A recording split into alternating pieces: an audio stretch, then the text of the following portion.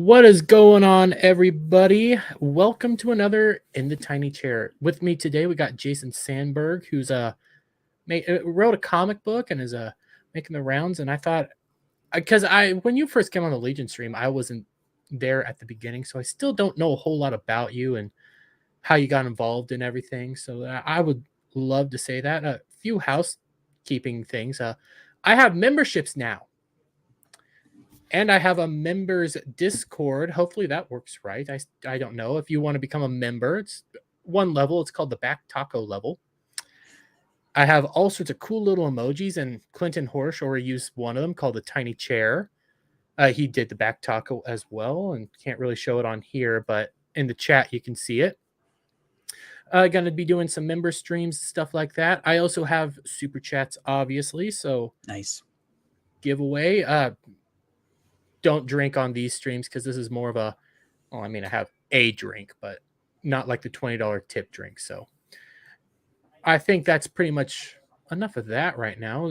Let me hand it over to my guest here. Jason, how are you? I'm good, but first off, congratulations on your YouTube success in terms of you're chipping away and you're staying at it and you're climbing the rungs on YouTube, and kudos to you. Oh, well, thank you very much. So, Jason, who are you? My name is Jason Sandberg. I have been reading comic books since 1977, when I first picked up Jack Kirby's Captain America 214. As most people know, two-dimensional art is an optical illusion. Whether it's a painting or something on the television or whatever, it's an optical illusion in which a 2D surface, a 2D plane, creates the illusion of volume and space and texture and so forth. And what's unique about Jack Kirby's comic book artwork is that it jumped off the page and it had an energy that was unlike any other comic books that I'd seen, just like around in the basements and so forth of my uncle's house. And that started my affection for Jack Kirby and for comic books, and continued to read it. Moved on to branch out to independent comic books, starting in 1983. And the 1980s were a wonderful time for independent comics. You had Nexus, you had Zot, Dreadstar, Cerebus, ElfQuest, all kinds of great titles were around in the 80s. And so I kind of bifurcated between some of the mainstream stuff, stayed close to Marvel, certain creators at Marvel, certain characters, but also the wonderful world of indie comics. And then flash forward to the late 90s. I published Jupiter as an independent black and white comic. It ran 9 issues, was distributed through Diamond, had a great time. It was best described as critically acclaimed but poorly marketed. I worked with Diamond. Diamond liked the book a lot. We worked with Diamond to try to find retailers who could where it would click with their readers. And we would target, we'd say, hey, let's send a promo pack to the top 200 stores that sell Cerebus, or the top 200 stores that sell 8 Ball, because it was kind of a quirky book, and it would never move the needle. So Jupiter was a title where the sales never went down, but we couldn't get them to go up. So after 9 issues, I kind of did a gut check, and I said, you know what? I love doing this. I'm still going to read these things, but maybe I need to focus on some other things. Maybe I'm getting mixed messages from the market. So I hit pause on Jupiter in the about the year 2000. And then flash forward to 2019, where suddenly there's this crowd. I become aware of this crowdfunding revolution. Creators like Ethan Van Sciver and even Carl Kessel and Tom Grummett, they're crowdfunding these books. And I realized crowdfunding is a way to kind of get around the retailers, and it's more direct than the direct market. And I said, you know what? I still miss doing this. I want to do this again. And then that brings us obviously to the campaign for Jupiter. We can look more closely at this in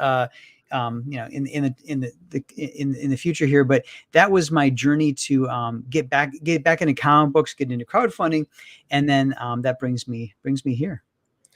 And by the way, guys, I do have the link to Jupiter in the description here, and I'm also throwing it into the chat right now. It is I checked out the issue. You've been talking about it a lot. I am curious about all this, but you keep talking about Jack Kirby a lot, and Jack Kirby being one of your inspirations. I know some people don't like some of Jack Kirby's work. It's too, I don't know what they say. It's like too comic booky or something like that, or too bulky. I really like it. Mhm. I find it fascinating. I really liked because he made the New Gods and Dark Side, and one of my favorite villains in comic books is Dark Side. Absolutely. Absolutely. He's this being that is a conqueror, and that's all he does. What so Jack Kirby fought in World War II. He was a soldier, and so he was obviously abundantly aware of the horrors of totalitarianism. And when he fashioned Darkseid, and basically Darkseid is basically an evil god. Mhm, He made a point of making Darkseid and Apocalypse, which is the hell equivalent in the New Gods. He went to pains to make sure that it was bureaucratic, that mhm, the greatest danger wasn't a lone crazy person. The greatest danger were these huge bureaucratic totalitarian states.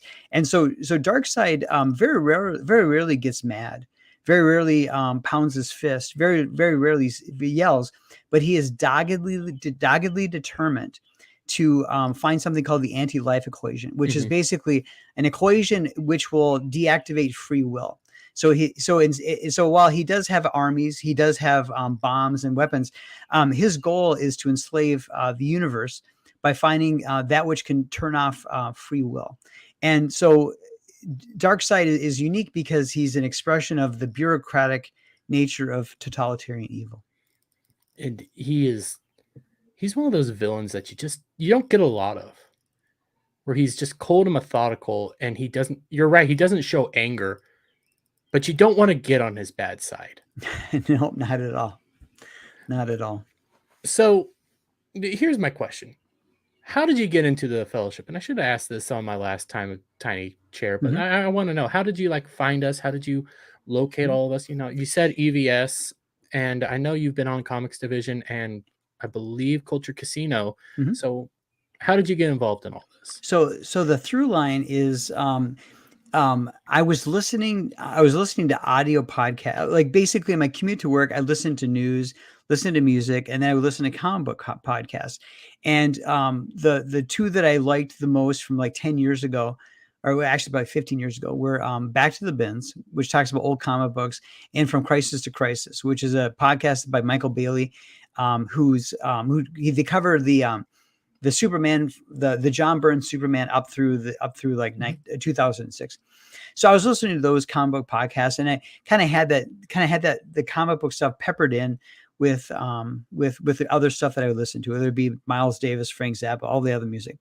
And what happened was when YouTube came around, or when I was kind of doing artwork, I would put on YouTube, and I'd find an interview or whatever, and there via that means 2018 or so, I came across Ethan Van Sciver. And so I was and because I go to my local comic book shop every Wednesday, but I wasn't paying attention to comic books online. I wasn't in any Facebook groups. I wasn't watching that on my Twitter. I could see things happening at Marvel that I'm like, what the hell's going on with Marvel? But I wasn't invested in it. You know what I mean? Like I would follow one or two creators, one or two titles. I dip in, dip out. But by and large, I was reading indie comic books. So when things started to get really weird at Marvel, I could see weird things happen at Marvel, but I wasn't aware of behind the scenes the things that were being done in terms of abuse of corporate power, the over politicization of the corporations and things like that. I wasn't aware of the office Mhm. politics stuff that resulted in people like Ethan being chased out of mainstream comics. So I came across him, and I'm watching. I'm like, oh yeah, interesting. And then through that, I kind of spread out from there, and then I came across um, Friday Night Tights. I think Ethan was either on an early Friday Night Tights, Mhm. or he was on an early one of Gary's shows, right? So I was looking and finding more Ethan Van Sciver interviews, and then I found Gary, and then through Gary I found Friday Night Tights, and then from there it branches out. And then with regards to the people that you hang around with the most, I'd be doing artwork and be watching Gary, the Nooner or whatever. and I would hear there's a $5 super chat from Sheepsidian.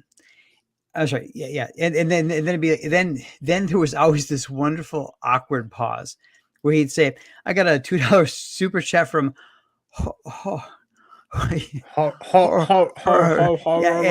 Yeah, and so her screen name is Wonderful Guerrilla Marketing, because anybody that pronounces it has to pause. Everybody in the room, their ears perk up. So then so these names kept coming. You kept hearing these names, right? I'm like, who are these people? And then obviously through that channel, I found the Legion of Memers and met you, and so forth. So that's kind of the path I took in terms of how I dived into this larger world. That's fascinating because I had a similar kind of run. Okay. Whereas comic books, like, yeah, I like comics. I like DC. I like Marvel. I was never huge into comics. I was always a manga guy. Okay. But what I really liked was nerd culture, geek culture, all that, video games, what have you. And I was a huge fan of a bygone era known as Rooster Teeth and Screw Attack. If you've been hanging around now, you probably at least know Stuttering Craig, who's in charge of side scrollers. Okay. Yep. He and Blabs and all of them. So I was a huge fan of them back in the day. Okay. A company that he was also affiliated with called Rooster Teeth. And about 2019, no, 2020. No, it was 2019 because it was the year. No, it was 2020 because it was COVID and all the fun stuff started happening. And I finally made a Twitter. I was wanting to interact with these guys for the first time. And I saw how much they hated people like me. Okay. Tell me more. Because of my politics. Okay. And how openly hateful they actually were. Saying some very heinous things. And they started raising money for people that decided to burn across all of America. Mm-hmm. And I think the final straw was when they put me and a lot of their viewers through a struggle session because they didn't like one of the new members of the crew who was just not funny. And they said, well, you guys don't like her, so you're obviously racist. Well, from there, I branched out. I started finding new stuff, and I found Jeremy from Geeks and Gamers first. Okay. And then I got into all this, and it just became here. And because of my love for Rooster Teeth and stuff like that, and always wanting to be on the internet, always wanting to do this, wanting to sit here and talk to people because I like it so much. I liked what Tim Pool did, these interviews and stuff like that. After I went to Anime Matsuri last year, that's when I made my channel. Okay. Haven't looked back. So nice. It is a fascinating run. And you see the little things, like even when I look back at like my love of Rooster Teeth, looking at it now, it's like, why didn't I notice these changes sooner? Like, it becomes very corporate, very different. Like Rooster Teeth and Screw Attack started in like people's garages when it was buddy, and then slowly the corporate started rolling in, and it just changes everything. It's no longer fun. It's kind of bogged down by bureaucracy, and it's just lame. So, but that is a fascinating story because through the comic book genre, we've all found different people, like just the love of geekdom. Mm-hmm. And us wanting to. I think there's people who went to go see like the Force Awakens, Mm-hmm. and they're like, something's wrong, and then the Last Jedi, something's wrong here. This isn't right, So I think there's people coming from. I think there's different points at which people like break off from the corporate culture and what particularly what's been happening in the corporate culture. But I think they all eventually all roads lead to Rome, right? Eventually you begin to see that it isn't just your favorite hobby. It's other people's hobbies too. And we begin to find each other and go like, I mean, I never thought I was crazy, right? But it was refreshing to meet more people who were seeing the same things, and it's like yeah, it's clearly the lunatics are running the asylum. Let's get out of here. So it's good. It's been nice it's been nice finding the fellowship, but it's been nice Mhm. connecting with people like you and all the different hosts I've met, everybody in the chat and so forth. It's been great just being able to meet people and say, hey, I'm excited about this, and aren't you glad that it's wonderful to not feel like you have to buy that crap over there. Mhm. Here's what I found. Here's what I'm working on. It's wonderful. It really is wonderful, and we do, we prop each other up, we help each other out, and we do what we can. And one of those things is like your comic book, like, and I think this is a good pivoting point, actually. So tell Sure. me a little bit more about Jupiter. Okay. So Jupiter is 40 pages full color. The basic tier is $10. It's got 12 more days left on Indiegogo. It's got 23 days left on Kickstarter. And it is 40 pages full color. And the basic premise of Jupiter is that it takes place in a world like ours where there's no Mhm. superheroes, there's no existing superheroes, right? It's a fresh start, it's a new world, and it's like ours. The only superheroes exist inside of comic books, and it centers around a young girl and her basically her heroic journey. So as the issue begins, we find her and her family on a road trip to go to a cabin, and she wants to run away. She feels like she's been kidnapped by her family to go to this cabin, and you find that she doesn't want to run away out of neglect or out of abuse, just that there's this cloud of sadness that's kind of smothering her family. And on the family is dealing with the aftermath of a family tragedy. I don't tell you exactly what the tragedy is. There's clues in there, so if you read carefully, you can begin to piece it together. There'll be more details in forthcoming issues, but you understand that there's something that they're getting away from, some sort of tragedy during the getaway. There's a hole in reality that opens up due to a revolution in a neighboring dimension. So this world that doesn't have superheroes, doesn't have magic, doesn't have monsters, this hole opens up, and this otherworldliness spills into their lives and changes their lives forever. My character here, as a result of this, has the ability suddenly to open these portals.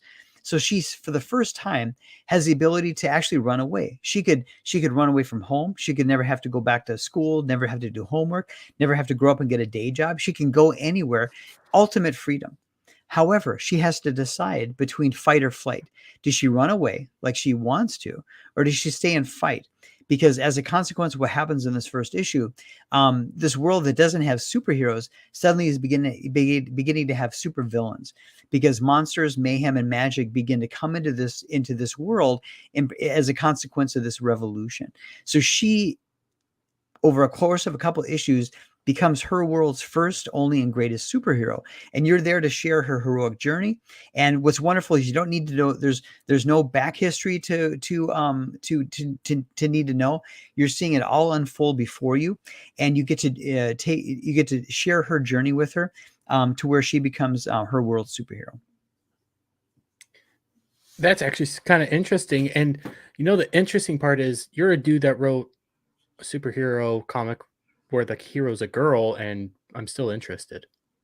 That's It's not like the rundown wasn't, well, she's a whammons, she's strong and Mhm. powerful. No, she just your rundown says that she's a complex character with her own issues, with her own desires and wants, but yet you were right, the hero's journey, which is a fundamental part of all this. And I gotta say, it does look good, and I can see Cool. some of the Jack Kirby Oh yeah, influences in it. you got to have the Kirby crackle. Yeah, It's, and it's then not a comic book without some Kirby crackle. this wasn't it. Your special dude who's at the back. What was his name again? Captain Kleinbottle. Captain Captain Kleinbottle. Yep. Kleinbottle.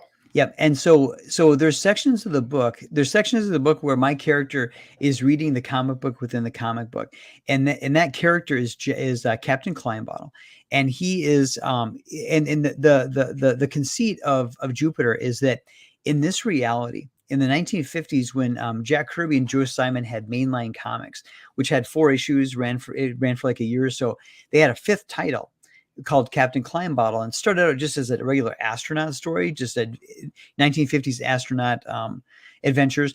But he basically goes up into space, and then I'll just say shit gets real. And Captain Kleinbottle suddenly becomes all of the different superheroes that Jack Kirby later created at Marvel and DC in the 60s and 70s. They're all Captain Kleinbottle in one way or another. So because he didn't have to go back to Marvel, because he owned mainline comics, the Jack Kirby in my world becomes like a Walt Disney figure. Um, Captain Kleinbottle becomes a favorite of kids everywhere. Eventually, there's like a Kirby land with amusement park rides and so forth. And he's treated like this revered Walt Disney figure versus going back to Marvel and DC and kind of getting taken advantage of. So, in the world of Jupiter, my character reads this Captain Kleinbottle comic book, and every issue of Jupiter is 40 pages. And within that story, there's maybe 4 or 5 pages where she's reading this Captain Kleinbottle comic, and it's prompting her to take the next step in her heroic journey, right? Because if you get magical powers or superpowers, it's not a foregone conclusion that you put on a costume and fight crime, right? It's not like the Green Lantern ring comes down and suddenly you're fighting monsters. So she's going to take a couple steps to become a superhero. And along the way, she's kind of looking at Captain Kleinbottle as a foil. So when I set the book up, I knew I had Captain Kleinbottle because I love Jack Kirby. I said, so what's the polar opposite of Captain Kleinbottle, who's this strong football player, quarterback guy who's an astronaut? Well, it's going to be a teen girl, right? So Mhm. that was my polar opposite, to say, hey, this character is an unlikely hero, but she's going to be inspired by this archetype, and he's going to inadvertently lead her on the next step, and then the next step, and the next step, until the status quo will be that she's the superhero, but there's going to be plenty of crazy supervillains and magic and monsters spilling into her world, and she's got to beat them back. And real quick to the chat, I will never ask you guys to spend money on anything if I myself don't do it as well. And I will say I did get the I cannot read right now. This tier, the Jovian, $30 tier. the Jovian tier. Yep, I got the Jovian tier. I'm actually excited for this. This looks really cool. I'm interested to see what goes on throughout this whole spiel. I think is the best way to describe it, because it sounds so fascinating. And like you said, she's the polar opposite of Captain Kleinbottle, but she's still being inspired by him. She's still being inspired. She's not something that we get nowadays that she comes out, I'm awesome, always been awesome. I forget how awesome I am. Oh, I'm awesome again. You're going to see her. You're going to see her struggling between fight or flight, right? Mhm. As things get more serious, she could run away. She could skip town, right? So what's going to make her a hero is the fact that she stays and fights versus fleeing. Like, she could take her family and get out of there, but instead she's got to save her town, save the world. The other thing that you're going to see is that having these abilities, she has to determine first, is it right for me to weaponize them? She's going to have a bit, it's not going to drag on, but she's going to have a struggle. Like, is it right for me to act in self-defense? Then the next thing is, I've got these abilities. How am I going to weaponize them? Right? Because it's not readily apparent how you're going to weaponize what she can do. But believe me, she's going to weaponize what she does. And I had a lot of fun thinking through the different ways you could weaponize what she's going to have the ability to do. And I have I've got 400 pages, so 20 issues of this. I've gone through a second draft of the script. I've got thumbnails, so I know where I'm going. I'm not going to do a Jar Jar Abrams where it starts out really cool and then doesn't go anywhere, right? It's not going to be like, you know what I'm saying. So what's wonderful is that I've got basically 400 pages. So, and I've got a 40-page comic book, so I can begin to pull in parts of issue 3 into issue 2, and I can tell the story I want to tell. So I have guardrails, but no handcuffs, right? So I can make adjustments and things like that. And I can, if a character becomes a fan favorite, I can make them a little more prevalent as one of the subplots. I've got room to maneuver, but I know where I'm going. I've got a plan. And this is going to be, it's going to be an adventure, because I've carefully planned out my cliffhangers, right? So what makes a comic book different than, say, a novel, say an essay? As an art form, one of the key things about a comic book is that you're getting segments of the story, but it's told in such a way that you should feel compulsed to pick up the next issue. And so one of the ways that's done is through cliffhangers and so forth. So I guarantee you that every issue is going to have something at the end that's a fantastic cliffhanger that's going to make you want to pick up the next issue. And in terms of a craft, I was very careful to say, I'm not just going to put down to be continued. There's things that I'm doing that will make you feel compelled to pick up the next one. And that's one of the beauties of comic book when it's well done. Mm-hmm. It really is. And again, this there is a slight difference between Western storytelling and manga, but one of the beauties of manga is they will put out chapters at a time. It's like the issue instead of like the full volume. You can go online and you can pay to read the chapter. The chapter is like maybe 15, 20 pages at best, like a comic book. And they really know how to give you that moment where it's like, give me the next issue now. I want to know what's about to freaking happen. I'm currently reading Chainsaw Man, of course, if you've probably heard that a few times. Something called Kaiju number 8, which is actually really cool. It's about a dude who lives in a world filled with monsters and stuff. And there's a lot of people that have these abilities that he just doesn't, but he wants to be these people. And he falls into a whole rabbit hole of becoming like them, but through an abnormal way. There's another one called Black Clover, which is mythical, and it's so fascinating. Then I started reading this new one. I can't remember the name, but it's set in post World War II Japan. And there's only 2 chapters out right now. It's about a young boy trying to get by because he's a street urchin now. His parents died in the war. He has to take care of his kid and his kid's sister, and he's learning to become a boxer, and he's joining up with the Yakuza. And it's so fascinating. I just got done with the second chapter of the boxing one because the other ones are taking a break due to Golden Week and all that. But the second issue ends in just this way that it's like, okay, I want to know what happens next. I want to know, where is this boy leading? What is he going to get into? Because he's not super strong or powerful, and he's a kid, but he has this heart so he can take punches. He's already showing signs that he's not going to give up. And that's what I like. And also, personally, I prefer manga over Western storytelling just because manga will play with concepts that doesn't do us the much. Kinzo and I both love Gundam. It's giant fighting robots is what a lot of people see. Oh, there's giant fighting robots. But the reality of Gundam is they tell you the horrors of war. And the reality that war is 2 sides fighting, and you don't always know who's the good guy.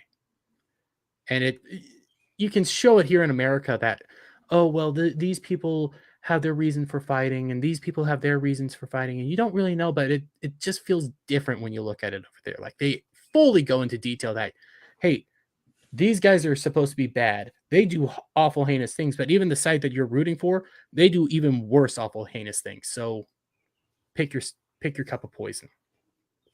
And of course, there's a lot of screaming. So, but in terms of manga, I've dipped my toe into it over the years, and I read Crying Freeman. That was a good one. And then Eclipse Comics back in the 80s, they reprinted My the Psychic Girl. And so I was, and obviously Lone Wolf and Cub, I read that. And then I read some of the collected volumes of Astro Boy. So that's kind of the extent of my my manga experience. And I probably have got a deficit there where I'm sure there's some more recent stuff that I definitely have to check out. So when my schedule clears up, I might hit you up for some suggested reading. Oh, I could give you tons of suggestions. But through manga, I also firmly hold the belief that there is no such thing as superhero fatigue because of manga. Because one of the top rated manga right now and top rated anime is a show called My Hero Academia. It's literally Japan's answer to superheroes, where it's just, I've heard, Yellow Flash, right? You've heard his name a few times. He describes it as X-Men, but an entire world of X-Men. Relatively a good idea, but they do take American superheroes and the idea of superpowers and stuff, crank it up to 10, and they're doing it better than Western comics right now, which is sad. but it is a super popular anime. It's super popular manga, and it deals with all these cool concepts. So I'm firmly on board, and there's tons of really good stuff for you to read when you're ready or willing. And I'll keep you away from, I think, the talking of manga until I think you're ready. Okay. Thank you. I I firmly believe the talking of manga is called manga called Berserk, but it ain't for the faint of heart. I see at my LCS, I see the big, thick volume, leather bound volumes of Mhm. Berserk. So I have one. I know it's quite intimidating. Well, those are like the legendary editions. They're not like you buy those to collect. You're not going to be reading those. You would pick up the actual book or something because the books are small, maybe no bigger than like a DVD or something like Okay. that. They're thick, but it's just when it comes to Berserk, it's very graphic. I think is the easiest way to describe it. But the So, world building is beautiful. It was made by a man. Man passed away making it, which is sad, and God, it still breaks my heart that I firmly believe we'll never see the true ending, but his best friend and his daughter is helping bring out the ending. So I was very conscious of the influence, or is um, very aware of manga in terms of taking up market share and mhm, being the first choice of a lot of readers. And so for Jupiter, I intentionally set my price point at $10. mhm, $10 for 40 pages. Now, granted, it's not as many pages as a manga book, but it's full color. So in terms of what manga is doing as a price point, I just did my absolute best to get something that's competitively priced compared to manga, and compared to regular mainstream corporate comics. mhm. So 40 pages for $10. I think that's it's a good price point when you factor in that I'm a somewhat unknown creator, a new creator in terms of crowdfunding. But that was an intentional thing on my part. Yeah, I mean it's really the $30 tier was I was shocked when I saw it. It was relatively cheap, and I was thinking when I first saw it, it's like I could get this now, and I'll wait. It'll be some time, or I could go, and it is just the same price as me driving over to Barnes and Nobles or something and picking up a new manga. It's relatively the same price, and I was like, I could do this. This is going to be super fun. I'm really looking forward to this. Cool. But I had another question. I can't remember what it was. God, it's going Was to it eat me up. And was it about the stretch goals? oh, that's right, the stretch goals. The, So oh, thank you. so the good news is the campaign hit the first $5,000 stretch goal. So that means everybody who backs is going to get an official Captain Clam Bottle fan club membership card. And this is a 24-point PVC card. And it's got Captain Clam Bottle on it, and he's my Jack Kirby inspired character who kind of is an influence on my main character, Brenda there. And so if you back Jupiter for $10, you're going to get the comic book, and you're going to get this fan club membership card, which is kind of a like in that world, people would have this card. So then I was pleased when we hit the $5,000 milestone, and then people said, "What's your next stretch goal?" And I was caught flat-footed. I was like, you know what? I have been so busy, I did not think about that. And then I said to myself, you know what? Comic books have been around a while, but crowdfunded comics are kind of new media. And what else is new media? You've got your memers and you've got your YouTubers. And I said, you know what? I'm going to reach out to the Legion of Memers, and I'm going to try to partner with them. So we have a new stretch goal. It's an $8,000 stretch goal. And if the campaigns on Kickstarter plus Indiegogo combined get to $8,000, every backer is going to get a genuine, official 24-point PVC Legion of Memers license to meme. So whether it be the meme police, whether it be a meme checkpoint, whether it be the forthcoming meme wars, you want to have this in your wallet, your purse, or even your fanny pack. I'm not going to judge. So help us get to $8,000, because you'll automatically get this wonderful glossy 24-point license to meme. It's got the approval of the Legion Memers. It's got my logo on it. And then on the backside I want to of do this. the yeah, so here's the front of the license. And then I I have such faith in our community that I've already manufactured these, right? So Mhm. they're right here. They're ready to ship out of the campaign. It's $8,000. So on the front is obviously the Legion code, and it's got my logo, and it's the license to me. On the backside is a celebration of the comics division, because when Jupiter launched that night, they brought me on the comics division. I was incredibly honored because, first off, comics division, most of the time they don't even talk about comics. They're talking about politics and pop culture and economics. And it's a great show. I was in the chat. I always love the show. But they were kind enough to, they took a look at Jupiter and they said, "Hey, let's have this guy on." So I feel very honored, and I've got a special place in my heart because on launch night, they had me on the show, and I was able to speak to the audience and kind of share my love of comic books and show them Jupiter. So I reached out to Comics and Toxic Man Flu, and I said, "Hey, on the backside of the license, I want to kind of do a shout out to you." So on the backside of the license, it says the world needs comics division because life is too short for bad comic books. So I hope everybody goes and checks out the campaign and find a tier that works for you. Please back it so that we can get to $8,000 and you can all get this wonderful, glossy 24-point license to meme. Come on, guys. I really want that. I really want that license.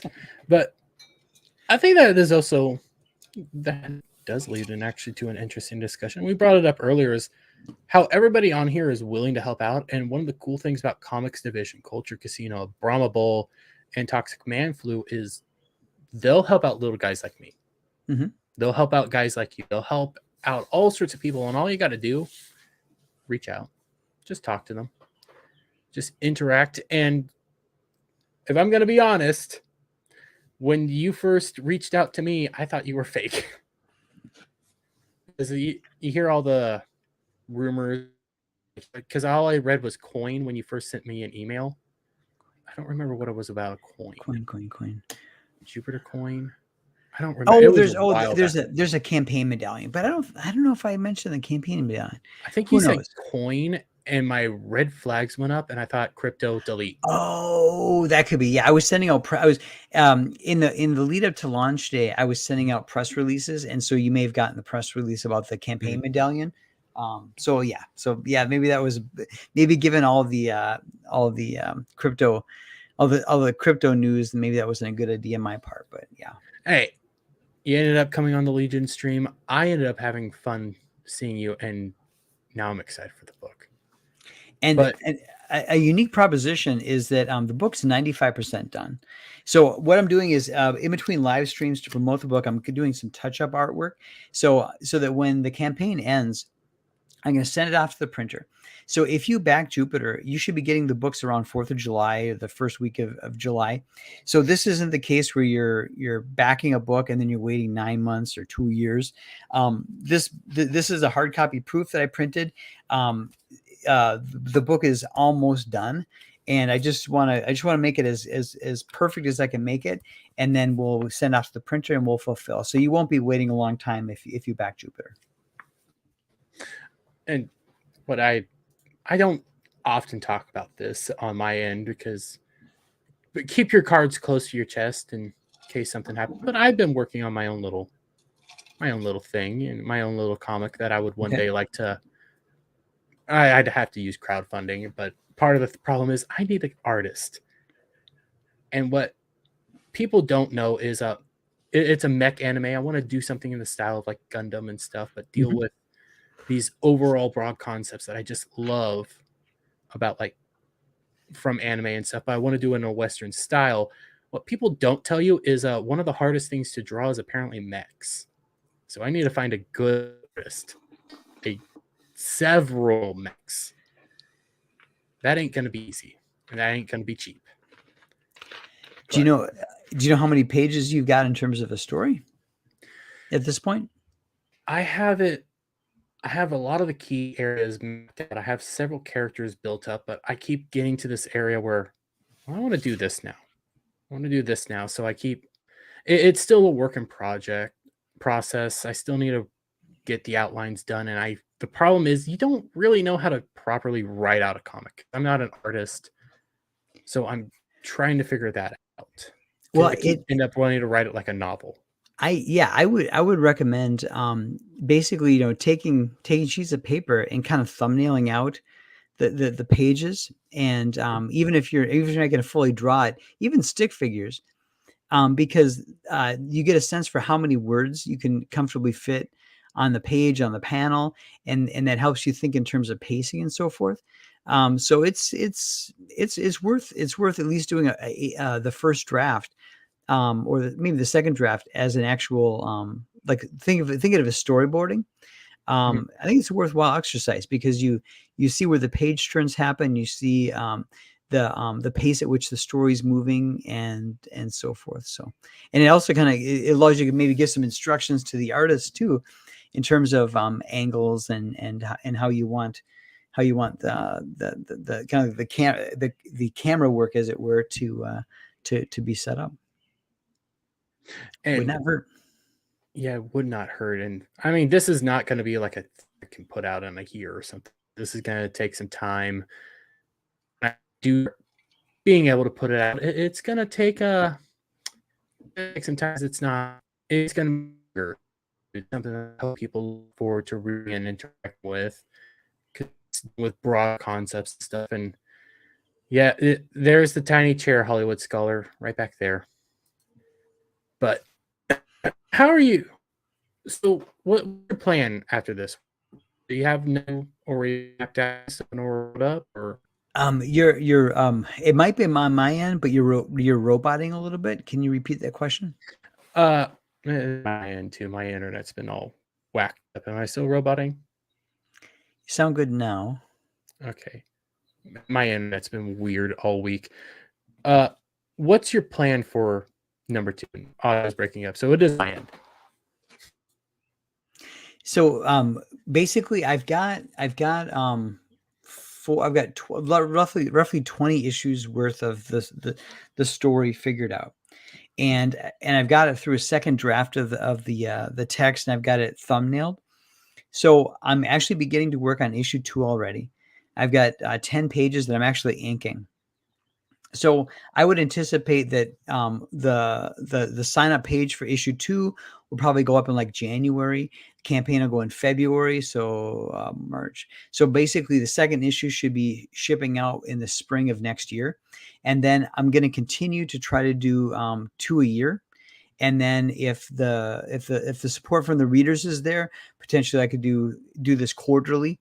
And then when people ask me what I want to do when I retire, what I usually say is, I'm going to get up every morning and I'm going to make a different omelet for my wife and I. I'm going to like buy cookbooks, and I'm going to try a different omelet recipe every day, and make breakfast for myself and my wife, take a little walk, and then come in here to my studio and work on Jupiter.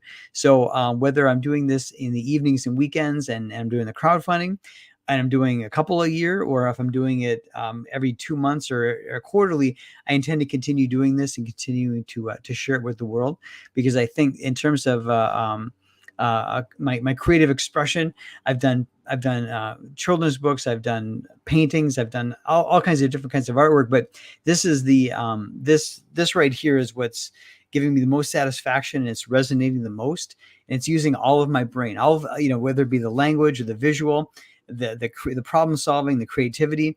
I'm having a wonderful time doing this. I think I'm supposed to be doing this, so I'm going to keep on trucking and keep giving it to the world and sharing it with the world, and hopefully as many people as possible will check it out and join me for this roller coaster ride. And guys, if I'm still in roboting, I am sorry. My internet's all just weird right now. We've had storms and stuff, and yeah, Clinton's right. Kansas internet really does suck. It just sucks. But again, I've been posting the link to Jupiter in the chat, not private chat. It is again in the description.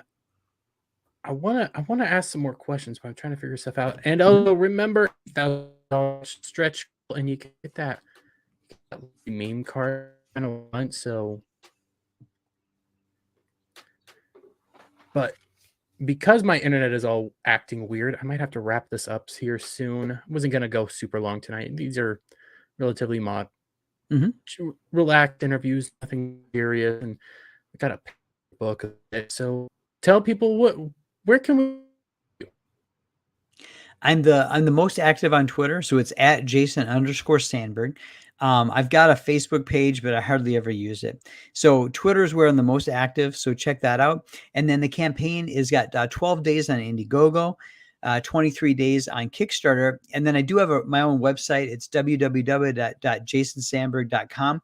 Right now, if you go there, it's just going to be links to the Indiegogo campaign. But after the campaign's over, I'll put up some other kind of artwork and so forth. But basically, I'm most active on Twitter, so that's really the place to follow me. Okay, and I do have his Twitter as a little encryption. This is my internet here. I'm gonna go reset the router. Hopefully that works. But until next, guys, take care. It was lovely having you on, and I think I just okay. Bye for now. Thank you. Didn't just cut out and